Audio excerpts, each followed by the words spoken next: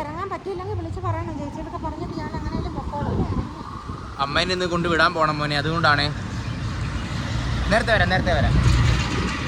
ഇതെന്നാന്നറിയോ നിനക്ക്? ഇല്ലമ്മ, എനിക്ക് അറിഞ്ഞൂടാ. എന്താ ഇത്? ഇത് പനനീർ ചെമ്പകമാണ്. മുല്ലപ്പൂവിനെക്കാട്ടിലും കൂടുതൽ മണമുള്ള സാധനമാണ്. ഇത് അമ്പലത്തിലോട്ടൊക്കെ എടുക്കും. പിന്നെ നമ്മുടെ കല്യാണമാലയില്ലേ, ഇതല്ലേ പനനീർ ചെമ്പകം? പനനീർ ചെമ്പകത്തിന്റെ സീഡാ ഇത്.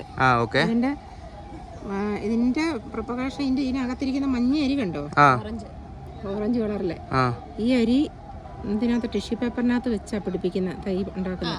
പിന്നെ അല്ലാന്നുണ്ടാക്കി ബഡിങ്.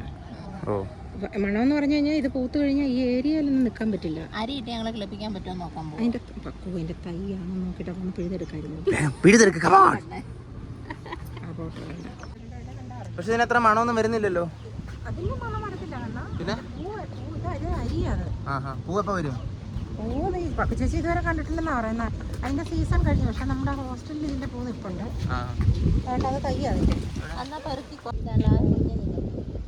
ആ കാണുന്ന ചെറുതാണോ? പിഴുതെടുക്കാമോ അങ്ങോട്ട്? അപ്പൊ സംഭവം എന്താണെന്ന് വെച്ചാൽ അമ്മ ഇത് കൊണ്ടുപോയി വീട്ടിൽ കുഴിച്ചു വയ്ക്കും. ഇത് കുഴിച്ചു വെച്ചിട്ട് ഇത് വലുതാവുമോ നോക്കും. വലുതായില്ലെങ്കിൽ ചേച്ചി നാളെ അത് പിഴുതെടുക്കും. അപ്പൊ അങ്ങനെ ചെയ്യാം. പിസ്ത പോലെ ഇരിക്കുന്നതല്ലേ? അതെ. ശരി മോനെ, എന്നാ